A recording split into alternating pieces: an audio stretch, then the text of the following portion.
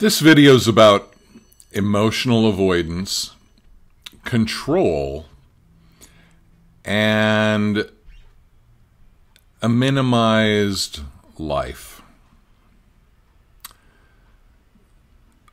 When we avoid our emotions, we inevitably go into a place of control. We're trying to control variables in our life so that we can successfully avoid certain feelings. And that leads us to minimize the variables. So what does that mean, minimize the variables? Well, it means that we stick to what is safe and comfortable and does not provoke any emotions that we might have trouble with, might fear. So if you are, and to the degree that you are, in a life of emotional avoidance, what you're doing is you're trying to be in control a lot of times of your circumstances. So, for example,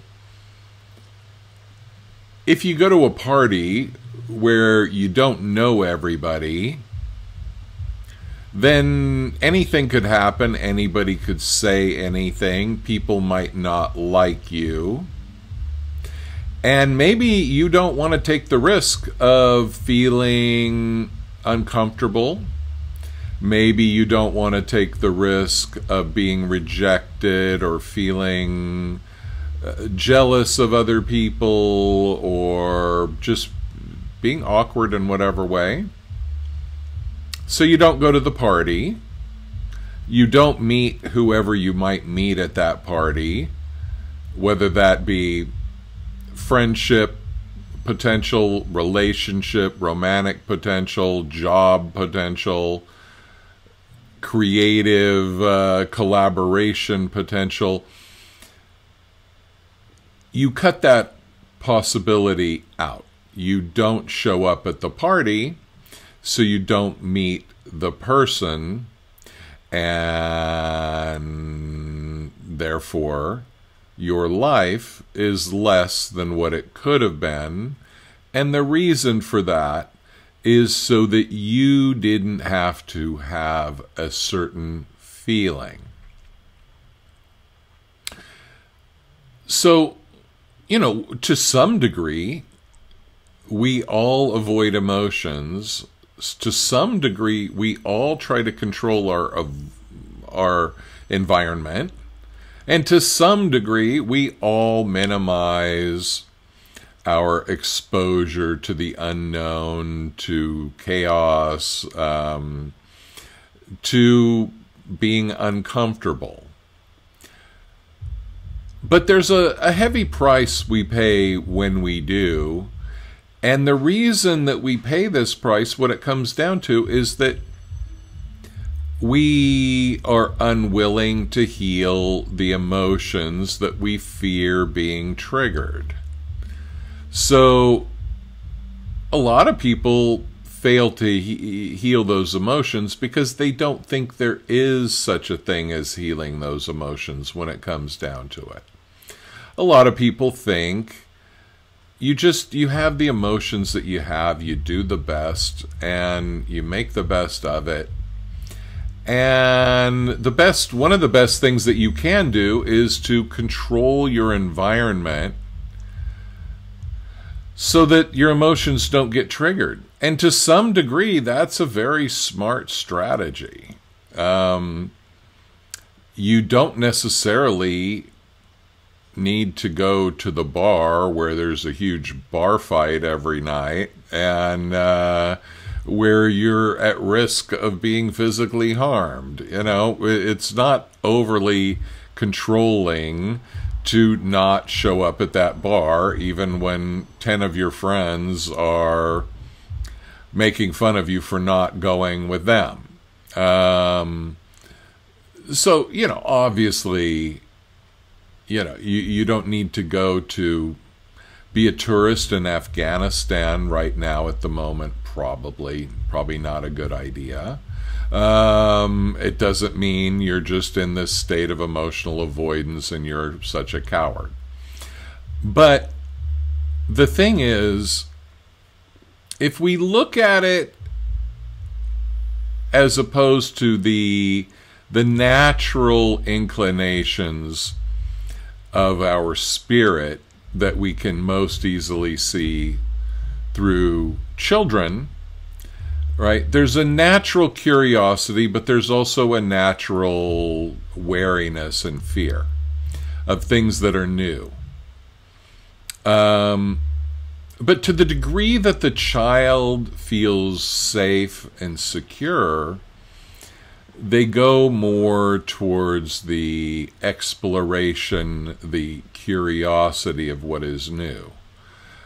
To the degree that they are traumatized and overloaded with negative emotions, they choose safety and security, and they have a fear of the unknown. So they would rather stay in a secure environment where they feel a little bit more either in control of all the variables, or at least they know what the variables are. So if you think about in your life, what are you trying to control? What are you doing that's minimizing your life in favor of emotional avoidance? And what would it look like if you would heal the issues, the emotional issues that you have, and then you wouldn't need to avoid those emotions? What would you be doing that you're not doing now? Would you be skydiving? Would you be going to other countries? Would you be learning a new skill? Would you be performing in public with something, a skill that you've already developed, but you don't dare show it off? You don't dare contribute it to the world? Would you have that art gallery opening that you've been delaying until you painted 50 more paintings because the other ones weren't good enough? Would you go to the party? Would you visit the neighbor? Would you approach the person you're attracted to and ask for their phone number? What is it that you are not doing, and how is your life suffering because you're avoiding having a certain feeling? And if that's the case, if your life is suffering because you're avoiding these feelings, I want you to think of what would it look like to have those emotions healed within you so that you don't have to avoid them. And then start seriously considering whether you're ready to heal those emotions. There are videos that I've done that'll help you walk through that process, and I can help you by phone from anywhere in the world or in person here in Southern California. If you want to go deep into your emotional healing process, if you're not afraid to feel, or even if you are afraid but you're willing to do it anyway, that's called bravery. If you're willing to feel your emotions, I can help you process them to a degree that they're just not that big of a problem anymore. But you're going to need to be willing to feel them. And when you do feel them, you're going to need to be gentle on yourself and just allow those emotions to be there and allow them to be digested. Because when you digest your emotions, what happens is You absorb nutrition that's called wisdom. And you release all the rest, and that's called shit. So I urge you, do what it takes to heal the emotions so that you can open up your life beyond all the ways that you've minimized it, and you can let go of that control that's just stifling your creativity. Thanks for watching. If you want more information on my work, go to andysway.com. If you want to book a session, send me an email at andysway@yahoo.com, and I'd be very happy to work with you. Thanks for watching.